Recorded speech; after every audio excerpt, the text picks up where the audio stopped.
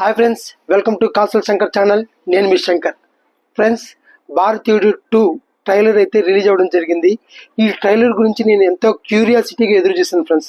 ఎందుకంటే బేసిక్గా పార్ట్ 2 అంటే 2 టైప్స్ ఉంటాయి.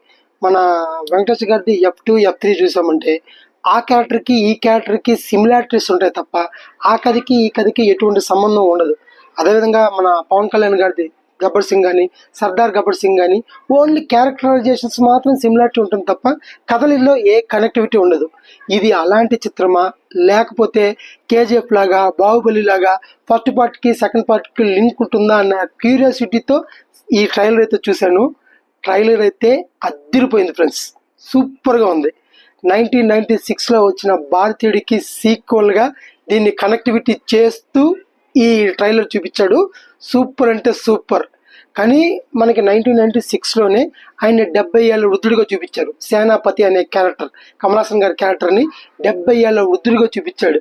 అలాంటి 70 ఏళ్ళ వృద్ధుడు ఇప్పుడు దాదాపు 100 సంవత్సరాలు అవుతుంది. 28 సంవత్సరాల తర్వాత సినిమా రిలీజ్ అవుతుంది ఫ్రెండ్స్.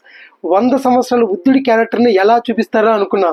ఎంత బాగా చూపించాడంటే అంత బాగా చూపించాడు ఫ్రెండ్స్. అసలు ట్రైలర్ స్టార్ట్ చేయడమే సిద్ధార్థ్ గారు ప్రియా భవాని గారి మీద స్టార్ట్ చేస్తారు.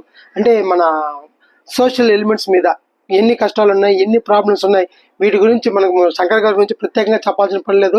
ఆయన చాలా డీప్గా డెప్త్గా అద్భుతంగా తీస్తాడు.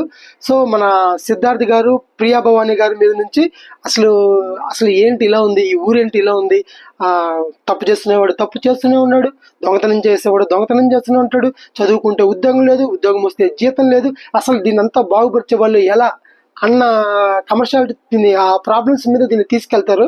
దీని నుంచి ఎవరు దీన్ని కాపాడతాడు, దీనికి ఎవరు రావాలి, దీన్ని కాపాడే వ్యక్తి ఒకడే, ఆ వ్యక్తి తిరిగి రావాలి అనే టైంలో మనకి పార్ట్ 1 చూసిన వాళ్ళకి చాలా బాగా గుర్తుంటుంది ఫ్రెండ్స్. పార్ట్ 1లో లాస్ట్ ఎండింగ్లో దాంట్లో ఒక పోలీస్ ఆఫీసర్ ఉంటాడు. ఆ సినిమా మొత్తం కమల్ హాసన్ గారిని పట్టుకునేది అతని క్యారెక్టరు. ఫైనల్గా అతను చచ్చిపోయాడు అనుకుంటే కమల్ హాసన్ గారు ఫోన్ చేసి భారతీయుడు ఎప్పుడు బతికి ఉంటాడు, భారతీయుడికి చావే లేదు, మళ్ళా ప్రాబ్లం వస్తే నేను మళ్ళా భారతదేశానికి వస్తానని చెప్పి కట్ చేస్తాడు. దాంతో సినిమా ఎండ్ అవుతుంది. ఆ పోలీస్ క్యారెక్టర్ మళ్ళా ఎక్కడొచ్చి నా లైఫ్లోనే నేను కంప్లీట్ చేయలేని, నేను క్లోజ్ చేయలేని ఒకే ఒక ఫైల్ సేనాపతి, అతను ఆ ఫైల్ మాత్రం క్లోజ్ చేయలేదు, మిగతా అన్నీ సాధించాలని చెప్తాడు. ఆ క్లోజ్ చేయలేని ఫైలే భారతీయుడు.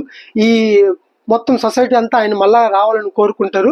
అప్పుడు మన కమల్ హాసన్ ఇంట్రో ఉంటుంది ఫ్రెండ్స్. సూపర్ అంటే సూపర్. కమల్ హాసన్ ఎన్ని గెటప్లు వేశారంటే అన్ని గెటప్లు వేశారు. దీంట్లో నేతాజీ గెటప్లో కనిపిస్తాడు, ఒక చైనీస్ మార్షల్ ఆర్ట్స్ లాగా కనిపిస్తాడు, ఒక పొలిటీషియన్ లాగా కనిపిస్తాడు, రకరకాల గెటప్స్లో కనిపిస్తాడు. అండ్ మనకి మెయిన్ ఏంటంటే కమర్షియల్ అంశాలు, ఇప్పుడు తరానికి కావాల్సిన యాక్షన్ సీక్వెన్స్ అంతా చాలా బాగా అంటే చాలా బాగా ఉన్నాయి. అసలు ఒక 100 ఏళ్ళ వృద్ధుడిని బేరుబాడీలో చూపించాలన్న థింక్ ఎలా వచ్చిందో శంకర్ గారికి.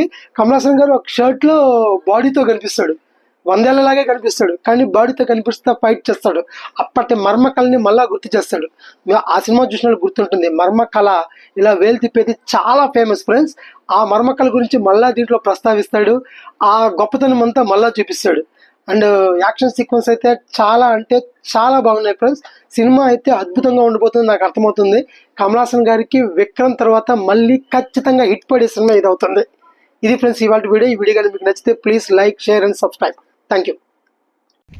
కాసల్ శంకర్ ఛానల్ని లైక్ చేయండి, షేర్ చేయండి, సబ్స్క్రైబ్ చేయండి.